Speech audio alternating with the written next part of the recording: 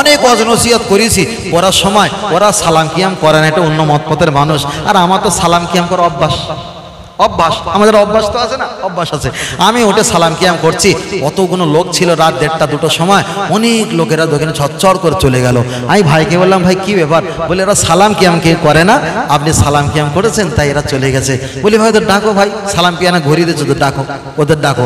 অনেকে আসলো না, চলে গেল। তাহলে এতক্ষণ পর্যন্ত ময়দান টাপুটুপু ভর্তি ছিল, যে সালাম কিয়াম করতে গেছি তখন সব ফাঁকা হয়ে গেছে। আমি বললাম এরা কোন মতপথের মানুষ? বললো এরা তবলিগ জামাতের মতপথের মানুষ। ভাই তবলিগ জামাতের মতপথের মানুষ না, তবলিগ জামাতের যিনি আমির রয়েছে হাজী এমদাদুল্লাহ মাহাজারি মাক্কি, তানার যারা মুরিদ রয়েছে তারা বায়াত হয়েছে, পীরগিরি করেছে, তারাও সালাম কিয়াম করেছে। শাহ অলিউল্লাহ মুহাদ্দিস দেহলভী রহমাতুল্লাহ আলাইহি তিনিও সালাম কিয়াম করেছে। দাদা হুজুর পীর কেবলা তিনিও সালাম কিয়াম করেছে। তাহলে তবলিগ দলের হুজুর তিনিও সালাম কিয়াম করেছে, হেজবুল্লাহ দলের হুজুর তিনিও সালাম কিয়াম করেছে। আমি সালাম কিয়াম করি, আমি হেজবুল্লাহ দলের হুজুরের আওলাদ। আর যারা সালাম কিয়াম করে তারা তবলিগ জামাতের আওলাদ। যারা তো সালাম কিয়াম করে না তাহলে ওই দলেরও ছেলেন না, এ দলেরও ছেলেন না। তাহলে এ জাতের না ও জাতের না, আলাদা একটা জাত। তাহলে এরা এতক্ষণ বলছিল আমরা তবলিগ জামাত, এরা তবলিগ জামাত কেউ না, আসলে এ মালগুলো সব আহলে হাদিসের পোটাক। কথা বুঝতে পেরেছেন? সব আহলে হাদিসের পোটাক। আমি বারবার করে বলছি ভাই, সালাম কিয়াম করলে হারাম এমন কোন কোরআন শরীফের আয়াত নেই, এমন কোন হাদিস শরীফে আয়াত নেই। তবে কোরাটা হচ্ছে মুস্তাহাব, কোরাটা ভালো, কোরাটা ভালো। যদি বলো কেন, আপনার বাপের বিয়ে হচ্ছিল, আপনি ছিলেন না, এখন বাপ যখন বিয়ে করেছিল ট্যাক্সিতে করে না হেঁটে হেঁটে, আনুমানিক পালকিতে, ভ্যানে, কিংবা কাঁধে করে, কিংবা কোলার ভেলায়, কিংবা দোলনায়, কিংবা ট্যাক্সিতে করে। ভাই ট্যাক্সিতে করে অ্যাম্বাসাডার করে বিয়ে করতে হবে, কোনো হাদিসে আছে? কোনো হাদিসে আছে? যদি বলে না হুজুর এটা ভালো, এটা আনন্দটা সহজভাবে যাওয়া যায়, ইজ্জতের সঙ্গে যাওয়া যায়, তাহলে ওটাও কোরআন হাদিসে না থাকলে, ওটা যদি ইজ্জতের সঙ্গে যাওয়া যায়, এটা যদি তোমার পছন্দ হয়, এটাও কোরআন হাদিসে না থাকলে এই দাঁড়ানোটাও নবীর ইজ্জতের পক্ষে যায়, এটাও অবশ্যই ভালো। জোরে বলে সুবহানাল্লাহ। তাহলে সব কথা কোরআন হাদিসে পাওয়া যাবে না। যদি বলে হুজুর আমাদের ক্যারাম বোর্ড খেলি, কোরআন শরীফে আছে? নেই। আচ্ছা দাওয়া খেলা, বুখারীতে এসে দাওয়া খেলা। হুজুর আমরা গাঁজা খাই, গাঁজা খাবার কথা কি আছে? না, নেই। আচ্ছা শরাব মদের কথা রয়েছে। তাহলে এক একটা নাম করে যদি বলে হরিকতি, আমলকি, বড়া, অর্জুন, কালমেঘ, রজনী, বিমল, তুলসী, শেকর, শান্তি, মোসাবি, দিলবার, চুটকি, রাকেশ, বিমল, এগুলো সব খাওয়া হারাম। আল্লাহ যদি এক একটা নাম করে বলে দেয়, তাহলে কোরআন শরীফটা এত মোটা, তাহলে বিরাট মোটা হবে না? বিরাট মোটা হবে। তাহলে অটো মোটা কি কোরআন শরীফ আমাদের পক্ষে খোঁজা সম্ভব? এখন বিমল খাওয়া হারাম কোন পাড়া ক পাড়ায় আছে খুঁজতে গেলে 3 ঘন্টা লেগে যাবে। এখন 3 ঘন্টা তো 6টা বিমল খাওয়া হয়ে যাবে, হবে না? এখন খোঁজ দিকে যদি 6টা খাই, তাহলে খোঁজার পরে এখন কি হবে সে তো পরের ব্যাপার। কথা বলেন না? ওই জন্য বলছি ভাই, এগুলো খাওয়াটা এক কথা বলা হয় কুল্লু, কুল্লু মানে বহু বচন, কুল্লু মানে সমস্ত, সমস্ত, মুস্কিরিন হারামুন, নেশাদ্রব্য জিনিসটা হলো হারাম। আপনি এগুলো খাওয়াটা পুরোপুরি হারাম না হলে খাওয়াটা হলো ক্ষতির লক্ষণ বেশি। 99% ক্ষতি, 1 ভাগ লাভ, সেটা দোকানদারের। কথা বুঝতে পেরেছেন? 99% ক্ষতি, 1 ভাগ লাভ, সেটা কার? সেটা দোকানদারের। বোঝেন না? ওই জন্য বলছে দেখুন উপকার নেই, তবে এর থেকে খাবার দূরে থাকবে। তবে অনেক ছেলেরা না খেলে না, আমরাও মাঝে মধ্যে খাই, আনাতে চাকা বাম্পার কোনো সমান লাগে, কোন দিকে যাচ্ছে কিছু বলা যায় না। মাঝে মাঝে ব্রেক মারি তো মনে হচ্ছে গাড়ি চলে যাচ্ছে, ব্রেক চেপে রেখেছি, সে ঠিক করা যায় না, ভুল হয়। আরে ইমাম সাহেব ভুল হয় না, ইমাম সাহেব হয় 4 রেখাতে নামাজ, 5 রেখাত পড়ে বসে আছে। ইমাম সাহেব বলতে ভাই কি গো আজকে 5 রেখাত হয়ে গেছে? বলে হয়ে গেছে। তা কি হয়েছে? এশার নামাজ যখন 5 রেখাত হয়ে গেছে, ফজরের নামাজ 1 রেখাত কম হবে। কথা বলেন না? তার মানে কি ইমাম সাহেব হুজুরে ভুল হয় না? হয় না? হয়। মালিক ইয়াউমিদ্দিন ইয়াকা নাবুদু ওয়া ইয়াকা নাস্তাইন বলে আটকে গেছে, তারপরে দাড়ি চুল কো 4 খেয়াল আসে না। যে সূরা ফাতিহাটা ইমাম সাহেব ভাই কয়েক লাখ বার পড়েছে না ছোট থেকে, কিন্তু সেই জায়গায় গিয়ে আটকে গেছে, দাড়ি চুল কা 4 এগোয় না। আর এগোয় না, আবার পিছন থেকে লোকমা দিল, পরে আবার ওখান থেকে ঠেলে দিয়েছে, সেলফি স্টার্ট হয়েছে, আবার গাড়ি চলছে। তাহলে এখানেও প্রমাণ হয়ে গেল, প্রমাণ হয়ে গেল মানুষের কখনো কখনো মাথা বিগড়ে যায়। আমি আপনাকে একটা ভিডিও দেখাতে পারি, মোবাইলে মানে লিঙ্ক রাখা রয়েছে। কাবা শরীফের ইমাম সাহেব আব্দুর রহমান সুদাইস হুজুর তিনি নামাজ পড়তে পিছনে, আর একটা ইমাম সাহেব নামাজ পড়াচ্ছেন, উনি কেরাত পড়ছে, এক জায়গায় ভুল হয়ে গেছে, আব্দুর রহমান সুদাইস হুজুর তিনি পিছন থেকে লকমা দিচ্ছে। তাহলে এখানে প্রমাণ হয়ে গেল কাবা শরীফের ইমামেরও আরে ওঠা নয়, আমার দয়ার নবী নামাজ পড়াচ্ছিলেন, আমার দয়ার নবী কিরাত পড়তে পড়তে আটকে গিয়েছিলেন। নবীকে ভুল বললে ঈমান থাকবে না। কুল্লু নবিয়্যিন মাসুম, নবীরা নিষ্পাপ বেগুনাহ মাসুম। নবী বললেন আনা বুইস্তু মুআল্লিমান, আমি তোমাদের সকলের শিক্ষক। আল্লাহ নবী কিরাত পড়তে পড়তে আটকে দিয়েছে, ইচ্ছা করে আটকে দিয়েছে। পিছন থেকে সাহাবীরা চুপ করে আছে। নবীকে বলবো বিয়াদবি হবে না, বিয়াদবি হবে না। একজন সাহাবা আল সুবহানাল্লাহ কেউ বলেছেন আল্লাহু আকবার বলে একটু আওয়াজ দিয়েছে। নবী আবার ওখান থেকে কেরাত পড়া শুরু করেছে।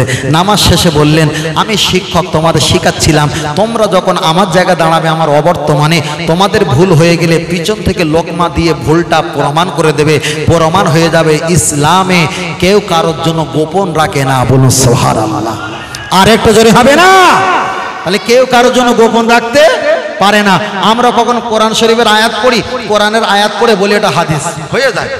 আবার কখন হাদিস পড়ি, হাদিস পড়ার পরে বলছে এটা আল্লাহ কোরআনে বলেছে। নামার পরে এলাকার হাফেজ মাওলানা থাকে বলে মজুল ভাই কিরামটা হলো না, হাদিস পড়ছিলে কোরআনের নাম বলছিলে, তাহলে কোনটা বলে অমুক একটা আয়াত ঠিক বলেছে ভাই। তাহলে আমাদেরও ভুল হয়, আমাদেরও সকলের ভুল হয়, হয় না? সকলের ভুল হয়। আমরা বাড়িতে রাস্তা থাকবো, গলি আছে, রাস্তা, আক্তার ভাইয়ের ঘর আছে শেষ মাথায়, ওনার আরেকটা ভাইয়ের ঘর আছে এই। এখন আক্তার ভাই বাড়ি যাবে ঈদের নামাজ পড়ে কিংবা জুম্মা নামাজ পড়ে, এখন সোজা বাড়িতে যাতে যাতে মোবাইল টিপতে টিপতে ডান দিকে ওনার আরেকটা ভাইয়ের ঘরে ঢুকে গেছে। এরকম হয় না, হয় না? তাহলে মানুষের ভুল হবে স্বাভাবিক। তাই আমার আল্লাহ বললেন ইহদিনাস সিরাতাল মুস্তাকিম, তোমাদের ভুল হবে আর তোমরা বারবার বলবে আল্লাহ চালাও সে পথে যে পথে তোমার প্রিয়জন গেছে চলি, আল্লাহ ওই পথে চালাও, ওই পথে চালাও, আমার কাছে তোমরা দরখাস্ত করবে। জোরে বলে সুবহানাল্লাহ। আর একটু জোরে হবে না সুবহানাল্লাহ? দরুদ শরীফ আল্লাহুম্মা সাল্লি আলা, জোরে আলা আলি সাইয়্যিদিনা। फरिश्ते पढ़ेंगे नमाज़े जनाजा, जो मर जाए मोमिन मदीने के अंदर, पियो जामो लेकिन करने के अंदर, बड़ा मजा आएगा पीने के अंदर। तमन्ना है मेरी सीने के अंदर, मुझे मौत आए मदीने के अंदर। अल्लाहुम्मा सल्ली आला, पढ़ेन बाबा माशाअल्लाह, वाला आली सय्यिदिना সাল্লাল্লাহু। আর বিস্তারিত করবো না, শেষের দিকে আসি। এবার শেষ পর্যায়ে আমরা চলে যাব, শেষের দিকে বলি। আবু সুফিয়ান সাওয়ারি রহমাতুল্লাহ আলাইহি, উনি ছিল প্রচণ্ড গরিব। ওনার মা কোলে করে নিয়ে মাদ্রাসা দিয়েছিলেন, বয়স ছিল 7 বছর। 7 বছর বাচ্চাকে মাদ্রাসা দিয়ে মা বললে বেটা এই 7 বছর বয়সে মাদ্রাসা যাচ্ছি, যতক্ষণ আলেম না হবি, হাফেজ না হবি, মাওলানা না হবি, মুফতি না হবি, কারি না হবি, মুহাদ্দিস না হবি, শেষ কথায় আল্লাহওয়ালা যতদিন না হবি আমি মা আমার মুখ দেখবি না। তো মুহাদ্দিসরা বর্ণনা করেছে আবু সুফিয়ান সাওয়ারি 7 বছর বয়সে মাদ্রাসায় গেছে আর চলে এসছে যখন 24 বছর বয়স। তখন কত বছর বয়স? 24টা বছর। 7 বছর আলাদা, 24টা বছর মাদ্রাসায় কাটিয়েছে। তাহলে 24 বছর আর এদিকে 7 কত হচ্ছে? 31 নাকি? 31 বছর কাটিয়েছে। 31 বছর পর বাড়িতে এসেছে। ওনার মা একদম জয়ীফ, এলাকায় যারা ছিল তাদেরকে চিনতে, 7 বছরের বাচ্চা এলাকাতে চলে গেলে চিনতে পারে কারো চিনতে পারে না। এলাকায় খবর নিয়ে এসেছে, এসে জিজ্ঞেস করছে যে আবু সুফিয়ান সাওয়ারি বলে একটা ছেলে, ওনার মা ছোটবেলায় মাদ্রাসা দিয়েছিল, ওনার আব্বা ছিল না, ওনার স্বামী ছিল না, ওনার মা শুধু একা ছিল, ওই মহিলাটাকে বেঁচে আছে বলতে পারো? তুমি কে? আমি অমুক। পরিচয় নিতে নিতে ঘরে পর্যন্ত পৌঁছে গেছে। ঠিক পর্দার আড়ালে ঘর থেকে বাইরে থেকে সালাম দিয়েছে, আসসালামু আলাইকুম আম্মা, আমি আবু সুফিয়ান সাওয়ারি এসেছি। মা দরজা খোলে না মেন গেট। ওনার ব্যাখ্যা এসে সাওয়ারি উনিতে ছোট্ট একটা জানালাটা খুলে বলছে কে? মা আমি আবু সুফিয়ান সাওয়ারি। কত বছর হলো বাবা? মা আমার টোটাল বয়স ধরে 31-32 বছর পর আমি এসেছি। বাবা আমি মনে করলাম তুমি হয়তো আমার মারা যাবার পরে সেই দিন তুমি বাড়িতে আসবে, তবে এত তাড়াতাড়ি বাড়িতে আসবে আমি মা এ আশা করিনি। বিষয়টা বুঝতে পারছো? আমি মা তোমার তো ওয়াকফে লিল্লাহ, ওয়াকফে আল্লাহর কাছে আমি শপথ করে দিয়েছিলাম, আমি মারা যাব তুমি আল্লাহর ওলি হবে, কাশফ হালাতে দেখবে আমার মা মারা গেছে। মাদ্রাসা থেকে ছুটি করে আমার কাছে আসবে জানাজার জন্য হাজির হয়ে, তুমি এত তাড়াতাড়ি 32 বছরের মধ্যে চলে আসবে আমি মা এ আশা করে তোমার মাদ্রাসা দেয়নি। বাবা দরজা আমি খুলতে পারবো না, এখনো সময় বাকি আছে, তোমার গন্তব্যস্থানে তুমি চলে যাও। সেই মা তারা কিভাবে আল্লাহর কাছে চেয়েছিল আল্লাহ জানে, আর তানারা জানে। তানাদের ছেলে জগৎ বরণ্য আল্লাহর খ্যাতিনাম দুনিয়াতে আল্লাহ ওয়ালা হয়েছে, আর আমরা আমাদের সন্তানের কিভাবে চাচ্ছি। ব্যাপারটা খুব সহজ না ভাই, ব্যাপারটা আমরা যেভাবে নেই খুব সহজ না। রসুল বলেছেন আমাদের সন্তান সন্তাদি এটা আমাদের জন্য গজব। আবার কোরআনে বলেছে তোমাদের সময় সম্পত্তি টাকা পয়সা আল আওলাদ তোমাদের কোনো উপকার সাধন করতে পারবে না, উপকার আসবে না। উপকার আসবে তারা যারা সলিহ সৎ ছেলে সৎ মেয়ে, যারা তোমরা আল্লাহর রাস্তায় ব্যয় করেছে, এই ছাড়া তোমাদের কোনো উপকার আসবে না। বারবার করে বলছি সন্তানকে শরিয়াতের মোতাবেক অনুযায়ী শিক্ষা দাও। হাফেজ আলেম না করতে পারলে অন্তত নামাজি বানাও, পর্দাশীল বানাও, আদবশীল বানাও, আর না তো পরকালে আপনাকে কিন্তু কঠিন শাস্তির মুখে হতে হয়। শেষ কথা আগিয়ে যাই, আমি আর আপনাদের কাছে লম্বা করব না, এবার আমি আপনাদের কাছে সংক্ষেপে পৌঁছে চলে যাব। তার ভিতরে একটাই কথা আমি আপনার কাছে বলি, ও বাবাজিরা, আমি বিষয়টা ছিল একটা, প্রথম বলেছিলাম আমরা কোরআন পড়ব। কোরআন যদি খতম করতে দেই, একটা হাফেজ সাহেব কোরআন খতম করলে 9 ঘন্টা লেগে যায়, আমরা তাকে দেই 1000 টাকা, ওয়াজ করলে হাজার হাজার টাকা পাওয়া যায়। তাহলে ইমাম সাহেব দেখবে খতম পড়ার চাইতে তো ওয়াজ করা ভালো। কোরআন শরীফ বিক্রি করলে 1000 টাকা বিক্রি হয়, একটা টাকা দেয় কোরআন শরীফের 848টা পৃষ্ঠা থাকে, 848টা পৃষ্ঠার যদি বিক্রি করা হয় 1000 টাকা যদি বিক্রি করা হয়, পাইকারি রেটে কিনে আর বিক্রি করে মেনটেনেন্স খরচা ধরলে 150 টাকা লাভ থাকে, এর বেশি থাকে না। তাহলে 848 পৃষ্ঠা কোরআন বিক্রি করলে 200 টাকা যদি লাভ হয়, 4 লাইন 5 লাইন তাবিজ লিখে বিক্রি করলে 4-5 হাজার টাকা লাভ হয়ে যায়। এবার আমি আপনার কাছে বলছি তাবিজ করা যাবে, তার আগে আমি অনেক কটা দলিল আপনার দিয়েছিলাম। তবে আর একটা কথা শুনে রেখে দাও, মসজিদের ইমাম সাহেব আমরা যারা ইমামতি করি, একটা মাস ধরে মসজিদে ইমামতি করা হয়। একটা মাস ইমামতি করলে ভোরের বেলা কারোর আব্বা মারা যাচ্ছে, কষ্ট হচ্ছে, জাকানদানি কষ্ট, ইমাম সাহেব গিয়ে তুমি সেখানে কোরআন সূরা ইয়াসিন পড়ো, হোক সেটা ঠান্ডাকাল, হোক সেটা গরমকাল, হোক সেটা বর্ষাকাল, তার আব্বা মায়ের কবরে দেখা যায় মাথার ধারে গিয়ে তার জন্য মাগফিরাতে দোয়া করো। তাহলে ইমাম সাহেব একটা মানুষ মারা যাবার আগে 3 বা 4 বার তার দরবারে চলে যায় দেখা করতে, আবার মরে যাবার সময় তাকে গোসল দেওয়া হয়, আবার মারা গেলে সারাটা দিন ইমাম সাহেব ওই বাড়িওয়ালার বাড়িতে ধন্না ধরে বসে থাকে, আবার জানাজা মাইয়েতের জন্য জানাজা পড়ায়, আবার হাজার হাজার মানুষকে নিয়ে ইমাম সাহেব হুজুররা তাদের জন্য দোয়া মাগফিরাতে কামনা করে দোয়া করে। আবার ইমাম সাহেব ওর মাঝখানে সংসারে সময় দিয়ে আবার ওর মাঝখানে কোরআন তেলাওয়াতে বিধিব্যস্ত হয়ে যায়। আবার ইমাম সাহেব ওর মাঝখানে 5 ওয়াক্ত নামাজে সময়ের সঙ্গে তাল মিলিয়ে আবার ইমামের জায়গা দাঁড়িয়ে যায়। কথা সত্য না মিথ্যা? তাহলে আমাদের সমাজে যদি একটা ইমাম সাহেব এতটা ভূমিকা পালন করার পর তাকে যখন সম্মানের জায়গা আমরা না বসাবো, তাহলে ইমাম সাহেব যখন একটু বেঁকে অন্যদিকে যাবে, এই বেঁকে যাওয়ার পিছনে ইমামের কোনো অবদান নাই, অবদানটা আমরা গ্রামবাসী আমাদের কারণে হতে হয়েছে। কথা বোঝেননি? আমাদের কারণে হতে হয়েছে। চলে না গিয়ে খুব ভালো করে খেয়াল করে দেখবেন, আমার জীবনে আমি বলেছিলাম ভাইকে, আমি ভাক্তার ভাইকে বলছিলাম খাওয়া নাস্তা করতে করতে আমি 14 থেকে 15টা মসজিদে ইমামতি করেছি। আজকে ওয়াজের স্টেজে আসার কারণ হলো আমাদের মতো, আপনাদের মতো, ওদের মতো, তাদের মতো কিছু কমিটির কারণ। প্রথম যখন ইমামতি করি তখন আমার মাইনে হয়েছে 900 টাকা। আগের বার শুনতে পাচ্ছ? প্রথম বিয়ে করেছি, বিয়ে করার মাত্র 7 দিন বয়স। বিয়ে করা কয়দিন বয়স? 7 দিন বয়স। মসজিদে গেছি, জীবনে নামাজ পড়ায়নি, জম্মা পড়ায়নি। আমার চেহারা তখন খুব পাতলা, দেখে বলছে কত দিতে হবে। আমি ভাবছি তোমরা যা দেবে দাও। তখন তো আদব ছিল, মাদ্রাসা থেকে এসেটা আদবের ব্যাপার ছিল, বেশি কথা বলতাম না। ওরা দেখলো বাবা ছেলে মানুষ, ওকে তোমরা 900 টাকা দাও। কেউ বললো 1000 টাকা, বলছে ঠিক আছে 6 মাস পরে হবে। আমাকে 900 টাকা দিল। 900 টাকা নেওয়ার পর ইমামতি করলাম। মোয়াল্লা ছিল মাত্র 35টা ঘর।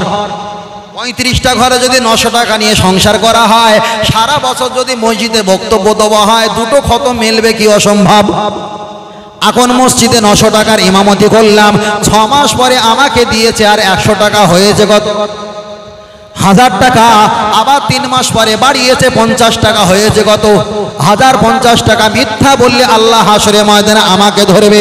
কমিটিকে বললাম ভাই নতুন বিবাহ করলাম, সংসার আছে, আব্বা মা আছে, এত রাস্তা যাওয়া আসা, নিজের মোবাইল খরচা, বাইকে তেল খরচা, তোমরা একটু বাড়াও। বলছে পারো ইমামতি করো না, ছেড়ে দাও, করার সুযোগ নেই। সেখান থেকে ওয়াদা নিলাম জীবনে বেঁচে থাকবো, ইমামের জায়গায় আর দাঁড়াবো না। আমি জীবনে একটা জায়গায় ওয়াজ করেছিলাম, আমার একটা বোনের অবদান, ওই জায়গায় ওয়াজ নসিহত করেছিলাম আমার জীবনে প্রথম। আর ফুরফুরা শরীফে আমার এক পীর সাহেবকে উনি বলেছিল মফিজুল ওয়াজ করছে, হুজুর একটু দোয়া করবে। এখন পীর সাহেব হুজুর হায়াতে বেঁচে আছে। হুজুর বলল বাবা উনি তো গরিবের ছেলে, উনি গরিবের ছেলে, মাদ্রাসা থেকে লেখাপড়া করে সবে এসেছে, কি করে খাবে? আলেমরা অপমান হলে তো আমরা অপমান হব। তবে আমি দোয়া করি আল্লাহ ওকে ইজ্জত দেবে, কানায় কানায় ভরিয়ে দেবে জোয়ারের মতো। স্টেজে বসলাম, দুলা ভাই বাম দিকে বসে আছে।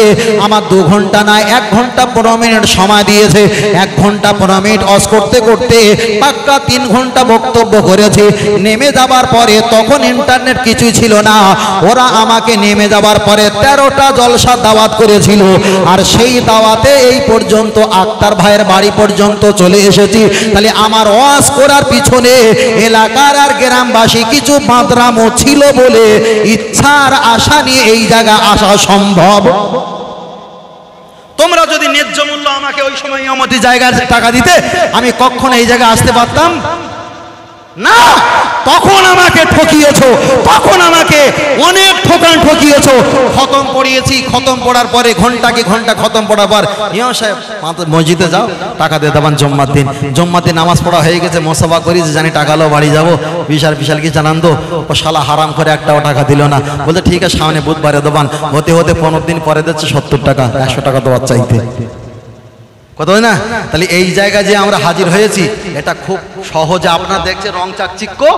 এই রং চাকচিক্যের পিছনে প্রচুর প্রচুর পরিমাণ সমুদ্রের ঢেউ সহ্য করতে হয়েছে, যা বললে শেষ করা যাবে না।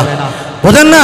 বারবার করে বলছি একমাত্র লিল্লাহে, আল্লাহর উপরে ভরসা থাকো। ইজ্জতের মালিক ও আল্লাহ, হায়াতের মালিক আল্লাহ, খাওয়ানোর মালিক আল্লাহ, মৌতের মালিক আল্লাহ, এটা আমরা বলে থাকি। কিন্তু মুখে বললে হবে না, অন্তত বিশ্বাস তো করতে হবে, বিশ্বাস তো করতে হবে। আজকে মার্কেটে থেকে দেখো যারা ওয়াজ নসিহত করতে পারে না, তারাও ইন্টারনেটে ইউটিউবে ওয়াজ নসিহত আপলোড দিচ্ছে। তাদের ওয়াজ নসিহত শুনে সাধারণ ছেলেরা বলে এসব মূর্খ আলেমদের জন্য সমাজটা শেষ হয়ে যাচ্ছে। তার কমেন্টটা আমার কাছে খারাপ লেগেছে, কিন্তু যে ছেলেটা ওয়াজ নসিহত করছে তার বাস্তব জীবনের রূপটা একটাবার দেখো। কথা বুঝতে পেরেছো? যে ওয়াজ নসিহত করতে পারে না, হয়তো আপনি তার ওয়াজ নসিহত শুনে বলছেন এইসব মূর্খ আলেমদের জন্য সমাজটা ধ্বংস হয়ে যাচ্ছে। লেখেন না কমেন্টে? লেখা হয়তো হয় না, অবশ্য হয়, কিন্তু তার বাস্তব জীবনের ভিতরে গিয়ে একটাবার ঢুকে দেখো সে কোন অসহায় পরিস্থিতির উপরে আছে। কথা বুঝতে পেরেছেন? কোন অসহায় পরিস্থিতির উপরে আছে, তাকে বাধ্য করিয়েছে এই জায়গাটা আসার জন্য, তাকে বাধ্য করিয়েছে। একটা হাফেজ আলেম চায়ের দোকান দিয়েছে, একটা হাফেজ সাহেব মাওলানা সাহেব ওলা গাড়ি চালাচ্ছে, একটা হাফেজ মাওলানা সাহেব টোটো গাড়ি, ভ্যান গাড়ি, পিকআপ ভ্যান চালাচ্ছে, তার বাধ্য করিয়েছে। বারবার করে বলছি আমরা সমাজে আছি, আলেমদের ইজ্জত করেন, আলেমদেরকে ভালোবাসেন, হাক্কানি আলেমদের সৎ যারা তাদেরকে ভালোবাসেন, যারা একটু সমস্যা করে তাদেরকে নিয়ে সুন্দর সুব্যবস্থা পরিবেশ গঠন করে তাদেরকে সেই সবকটা দেন, এটা এইভাবে ওটা ওইভাবে। তাই ভাইকে বলছিলাম, আমার হাফেজ সাহেব ইমাম সাহেবকে ভাইকে বলছিলাম, অ্যাম্বুলেন্সের ড্রাইভার যদি অলসতা হয়, ও যদি ভালো রোগী অ্যাম্বুলেন্সে শুয়ে পড়ে থাকে, মেরে নিয়ে হসপিটালে যাবে। ঠিক না বেঠিক? তা আমাদের এলাকার ইমাম সাহেবগুলো তারা হলো কি অ্যাম্বুলেন্সের ড্রাইভার, আমরা যারা আছি সব হসপিটালের রোগী। তাই না? যদি আমরা ওই অ্যাম্বুলেন্সে বসি, ইমাম সাহেব যদি ড্রাইভার পাইলট হয়, ইমাম সাহেবের যদি ইমামতির দায়িত্বের স্টার্টিং থাকে, আমরা ভালো ব্যক্তি হয়েও সব জাহান্নামে যাবো, বুঝলেন না? ওই জন্যই পাইলট যিনি আছে ভাই, তার সঙ্গে বিয়াদবি করবে না, তার সঙ্গে খারাপ ব্যবহার করবে না, অন্তত তার সঙ্গে ঠিক ব্যবহার করে। ভালো না লাগে বাদ দেন, ইসলাম অনুমতি দিয়েছে, ইসলাম অনুমতি দিয়েছে, ভালো না লাগলে বাদ দেবে। আমার ভালো না লাগলে অনেকবার এসছি, আমাকে বাদ দেন, কোনো সমস্যা নেই, তবে একজনকে ভালোবাসতে গিয়ে আর একজনকে কবরে পুঁতে দেবেন না। হাদিস শরীফে এসেছে, যদি কেউ খারাপ কাজ করে, সেই খারাপ কাজটা বলাটা হলো গীবত। যদি খারাপ কাজ নাও করে থাকে সেটাও বলা গীবত, যদি করে থাকে সেটাও বলা গীবত। কোরআন হাদিস শরীফে এসেছে, মান রাই মিনকুম মুনকারান, তোমার সামনে যদি খারাপ কাজ হয় তুমি বলবে না, প্রথমে তুমি হাতে প্রতিবাদ করো, যদি সম্ভব না হয় মুখে প্রতিবাদ করো, মুখে সম্ভব না হয় অন্তত ঘৃণা করো। অজালিকা আদাফুল ঈমান, যে ওর দলে লোক বেশি আমাদের লোক কম, আমি এক সাইড থাকি উনি এক সাইডে থাকে, ইসলাম তোমার অনুমতি দিয়েছে। কথা বোঝেন না? অনেক কথা বলেছি, বলার ভিতরে প্রথম থেকে শুরু করেছি যে খতনা বাড়িতে দাওয়াতপত্র, মিলাদ, কালাম, কোরআন তেলাওয়াত সব করা যাবে, কোনো সমস্যা নেই, কিন্তু বাচ্চা খাতনার সময় কোনো মহিলারা যৌন অঙ্গ, পুরুষ অঙ্গ দেখতে পারবে? পূর্বের কথা আরেকবার বলি, দেখতে পারবে না। যেমন নবী ইব্রাহিম আলাইহিস সালাম গোসল করছিল উলঙ্গ হয়ে গুহার ভিতরে, পাহাড়ের কোলে, কত দুশমনেরা ওই লুঙ্গি জামাগুলো নিয়ে ছুটে পালিয়েছে। নবী ইব্রাহিম আলাইহিস সালাম উঠে দেখলো লুঙ্গি জামা কিছুই নেই। উনি এত রাগা রেগে গিয়ে একটা হাতে তরোয়াল ছিল, এত জোরে মেরেছে, ওই তরোয়ালটা মারা করে পাথরটা টুকরো হয়ে সাঁ করে উড়ে চলে গেল, মানে এত গতিতে মেরেছে। ওখান থেকে তাফসীরে ব্যাখ্যা বলেছে, তোমরা বাড়িতেও হাম্মাম গোসলখানায় গোসল করলেও লুঙ্গিটা কাছাকাছি রাখবে, লুঙ্গিটা গায়ের সঙ্গে লাগিয়ে রাখবে, কখনো কাপড়টা একেবারে উলঙ্গ হয়ে গোসল করবে না, এটা শরিয়াতে হারাম। পরেই বলা হয়েছে রাসূলুল্লাহ সাল্লাল্লাহু আলাইহি ওয়াসাল্লাম আবু তালেবের সঙ্গে কাবা শরীফে কিছু পাথর বাবা কাজ করছিল, রসুলের মাথায় পাথর লাগবে, কষ্ট হবে বলে আবু তালেব কি করেছিলেন, রসুলের পায়ে গায়ে ছিল যে লুঙ্গিটা, ওটা খুলে আলটা করছিল। রসুলের লুঙ্গিটা খুলতে যাচ্ছিল কি রসুল্লাহ অজ্ঞান হয়ে পড়ে গিয়েছিল, আবার সঙ্গে সঙ্গে লাগিয়ে দিয়েছে। নবী আমার স্বাভাবিক অবস্থা হয়ে গেছে। আমার নবী দুনিয়াতে এসেছে খাতনা অবস্থায়, নবীর ইজ্জত দুনিয়ার কোনো মানুষকে আল্লাহ দেখায়নি। আর একটু জোরে বলে সুবহানাল্লাহ।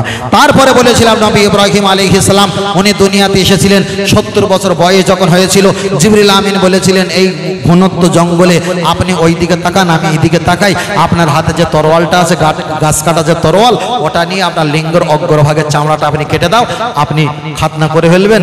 আল্লাহ আপনাকে আদেশ দিয়েছে, তাহলে নিজের খাতনা নিজে করতে হয়েছে, কে বংশগত খাতনা করে দিয়েছে, কিন্তু আমার নবীকে আমার আল্লাহ কুদরতি কবজায় খাতনা করে দুনিয়াতে পাঠিয়েছে। ফের বারবার করে বলছি ভাই, সব সুন্নাতের চাইতে বড় সুন্নাত হলো মুখে দাড়ি রাখা রাখা রাখা।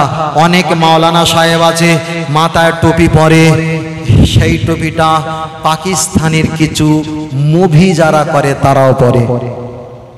কথাটা মাথা যায় নাকি বলেছি ভাই? অনেক মাওলানা সাহেব, হুজুর সাহেব মাথা টুপি পরে, যে টুপিটা পাকিস্তানে যারা মুভি করে, যারা অনেক অনেক অন্য কাজে লিপ্ত আছে, যে টুপিগুলো পরে সেই টুপির সঙ্গে এদের টুপির সাদৃশ্য, কথা ঠিক না বে ঠিক? আবার ওই টুপিগুলো অনেক যারা চলচ্চিত্র জগতে যারা কাস্টিং যারা শুটিং করে তাদের সঙ্গে টুপির সঙ্গে মিলে যায়। আবার এখানে একটা তারা মার্কা আছে না টুপির, এখানে তারা মার্কা। আপনি বলেন মসজিদে জাল টুপি আছে না, প্লাস্টিকের জাল টুপি, ওর নিচে তারা মার্কা আছে না নেই?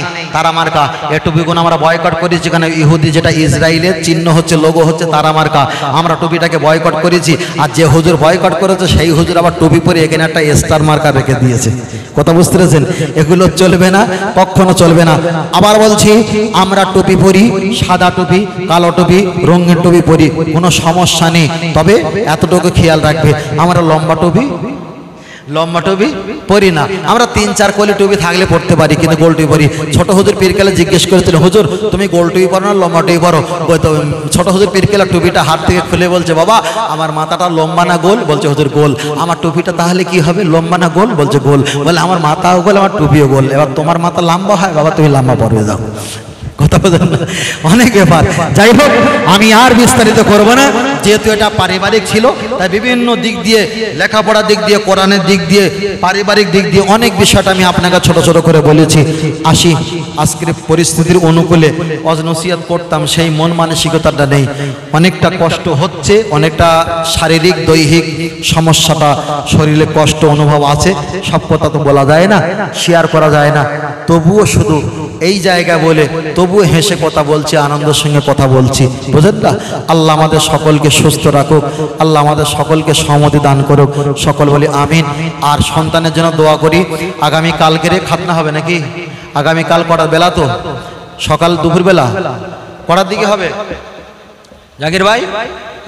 11টার দিকে হবে। 11টার দিকে হবে। মাশাআল্লাহ, সন্তানের জন্য কল্যাণ কামনার জন্য দোয়া করবে, যেহেতু আপনারা মেহমান, দোয়া করবেন আল্লাহ যেন তার সন্তানকে দুনিয়া ও আখিরাত কবুল করেন, বলুন আমিন।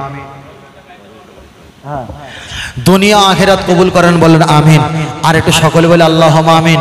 আর তানার আব্বা মায়ের জন্য দোয়া করবেন, আল্লাহ তানার আব্বা মা যেন সুখে শান্তিতে রাখেন, আল্লাহ আসমানি জমিনে গজব থেকে হেফাজত রাখেন, এবং তারা পরিবার পরিজন, চাচা চাচি যারা আছেন, তারপরে চাচিমা যারা আছেন, খালা আম্মা, বউ আম্মা যারা আছেন, আল্লাহ প্রত্যেক পরিবারকে আল্লাহ সুস্থ দান করেন, সকল বলেন আমিন। আল্লাহ চালাও সে পথে যে পথে তোমার প্রিয়জন কাছে চলি, সকলে বলি আল্লাহুম্মা। আর একটু সকলে বলি আল্লাহুম্মা। আর একটু সকলে বলি আল্লাহুম্মা আমিন। তবে খবরদার ওই সেলফি ফটো তুলে যেন ফেসবুকে স্ট্যাটাস দিও না, আর সমস্যা হয়ে যাবে। এগুলো করবেন একদম। অনেকেই কি করে জানেন, নিজের স্ত্রী দুজনে এক জায়গায় ঘুমিয়ে আছে, আবার ফেসবুকে ছবি দিয়ে দেয়, এটা আমি আর এটা আপনার ভাবি। ফেসবুকে দেখেন না? দেখে তো, এরকম দেয়। খবরদার এরকম যেন না হয়। আর কি বড় ভাই, কি খবর? ও, ওই যেটা আরেকবার বলছিলে সেইটা তো অসুস্থ।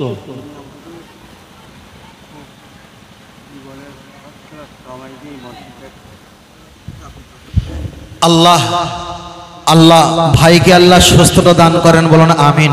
খুবই অসুস্থ আছে, দোয়া কামানোর জন্য বলেছেন, আল্লাহ তানার জন্য দোয়া চাই, আল্লাহ তানাকে সুস্থ শেফা আরোগ্য নসিব করেন, বলুন আল্লাহুম্মা। আর একটু সকলে বলি আল্লাহুম্মা। আর একটু সকলে বলি আল্লাহুম্মা আমিন। আর একটা ছোট কথা বলি, ইসলামিক পোস্ট হোক আর খারাপ পোস্ট হোক আর ভালো হোক আর যাই হোক, যদি কমেন্টে লেখার ইচ্ছা থাকে সর্ব জায়গায় লিখবেন না, লেখার অনুমতি নেবেন না। কতটা মাথা কেন? ভালো হোক আর খারাপ হোক, তার কারণ ফেসবুক আলাদা। আধার কার্ডের যে ছবি মানুষের দেখায়, আদৌ কি মানুষ ওই রকম দেখতে? তাহলে ফেসবুকে যে খবর পেয়েছো আদৌ কি সেই খবরের সঙ্গে মিল আছে বলে মনে হয়? তাহলে আধার কার্ড আর বাস্তবিক মানুষ যেন অনেকটা পার্থক্য, ফেসবুক আর বাস্তবিক কিন্তু অনেকটা পার্থক্য। কথা বুঝতে পেরেছেন? কখনো আধার কার্ডের ছবি দিকে মানুষকে কালো বলবেন না, তা ফেসবুকের কোনো কাণ্ড দেখে পিছনে কমেন্টে লিখে কাউকে ভালো আর খারাপ বলবেন না, নিজের ক্ষতি হবে। বারবার বলছি, আমি জীবনে কিছু তো কমেন্ট করিনি, কিছু করবো না, তবে বলছি ভালো হোক খারাপ হোক অত কিছু দেখার দরকার নেই। 5 ওয়াক্ত নামাজ পড়বেন, কম কথা বলবেন, সর্বসময় বন্ধু একাকিত্ব থাকার চেষ্টা করবেন, হোয়াটসঅ্যাপ গ্রুপ অ্যাডমিন হটাবেন, বেশি ফেসবুক থেকে দূরে থাকবেন, কাছাকাছি থাকবেন না। প্রয়োজনে যাবেন, পায়খানা লাগলে যেমন পায়খানা যাও, প্রয়োজনে পায়খানা যাবে, পায়খানা হয়ে গেলে যেমন চলে আসো, 1 মিনিট থাকো না, তেমনও হয়ে গেলে মোবাইল থেকে ঘুরে চলে আসবে, বেশিক্ষণ থাকবে না। আর ছেলেদেরকে কি বলবো, আমাদের সব ছেলেরা সব মোবাইল পাগল হয়েছে ভাই। এই যে কি হবে আরো 10 বছর পরে আসলে ভাই, ইসলাম থাকবে কিন্তু ইমান থাকবে না। এখন যারা আপনারা সভ্য আমরা আছি, বাপ চাচারা বড় ভাই কতটা সভ্য, এত সুন্দর হয় বসে আছি, 20 বছর পর এই শোভনীয় পরিবেশ আমরা পাবো, এ আশা করা যাবে না বড় ভাই। এই আপনারা যারা আমরা পরিবেশটা পাচ্ছি 20 বছর পরে, এই আশা আর করা যাবে না, আমাদের ছেলের দ্বারা আর সম্ভব হবে না। তাই রসুল বলেছে সেই যুগ মানে স্মরণের যুগ, তারপরে যুগ হবে জাহিলিয়াতের যুগ, বুঝলেন না? আল্লাহ আমাদের সকলকে হেফাজত করেন, বলুন আমিন। বলো ইয়া রাসূলুল্লাহ, ইয়া হাবিবাল্লাহ, জোরে জোরে জোরে জোরে ইয়া রাসূলুল্লাহ, ইয়া হাবিবাল্লাহ, আরো জোরে ইয়া রাসূলুল্লাহ। গোলাপ নীলম গাধা নীলম, নীলম রজনী গন্ধা, মনের শোকে মালা গেঁথেছি সকাল থেকে সন্ধ্যা। তবে একবার দেখা দাও যদি ও গো কামলি আলা, একবার দেখা দাও যদি ও গো মদিনা আলা, হাসি মুখে পাঠাবো তোমায় হাজার কি আমের নজরানা, বলো বলো ইয়া রাসূলুল্লাহ। বাহ বলো বড় ভাই বলো। বলো ইয়া রাসূলাল সাদা ফুলকে পছন্দ করি তুমি রংটি কোথায় পেলে, সাদা ফুলকে পছন্দ করি তুমি রংটি কোথায় পেলে, নূর নবীজির নূরানি দাঁত সাদা ছিল বলে। বলো সুবহানাল্লাহ। আর এটা জোরে বল, আর একটু জোরে হবে না? হলুদ ফুলকে পছন্দ করি তুমি রংটি কোথায় পেলে, নূর নবীজির নূরানি চেহারা হলুদ ছিল বলে। আর একটু জোরে বলেন। তাই সাদা হলুদের দোকান থেকে তুলে গেতেছি মালা, সুযোগ পেলে দাঁড়িয়ে পাঠাবো হাজার কি আমের নজরানা। তবে একবার দেখা দাও যদি ও গো কমলে আলা, একবার দেখা দাও যদি ও গো মদিনা আলা, হাসি মুখে পাঠাবো তোমার হাজার কি আমের নজরানা। বলো বলো ইয়া রাসূলুল্লাহ। ছেলেরা বলো বলো ইয়া রাসূলুল্লাহ। সবুজ রঙকে পছন্দ করি তুমি রংটি কোথায় পেলে, সবুজ রঙকে পছন্দ করি তুমি রংটি কোথায় পেলে, জান্নাতি ঘুরে নারীর পোশাক সবুজ থাকবে বলে। আর একটু জোরে বলেন, আর একটু জোরে বলেন। লাল রঙকে পছন্দ করি তুমি রংটি কোথায় পেলে, ওহদ ময়দানে নবীজি রক্ত লাল ছিল বলে।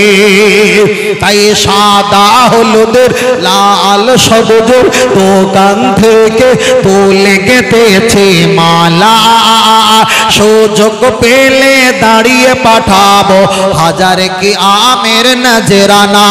তবে একবার দেখা দাও যদি ও গো মদিনা আলা, একবার দেখা দাও যদি ও গো মদিনা আলা, হাসি মুখে পাঠাবো তোমায় হাজার কি আমের নজরানা। বলো বলো ইয়া রাসূলুল্লাহ। জোরে বলো ইয়া রাসূলুল্লাহ। নারে তাকবীর।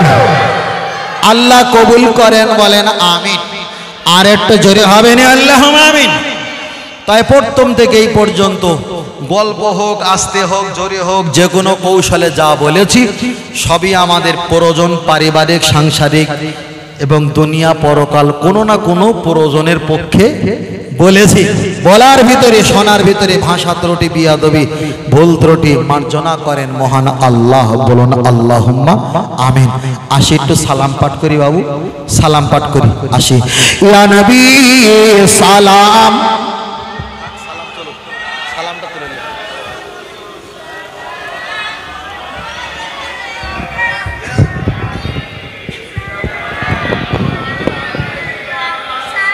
সালামা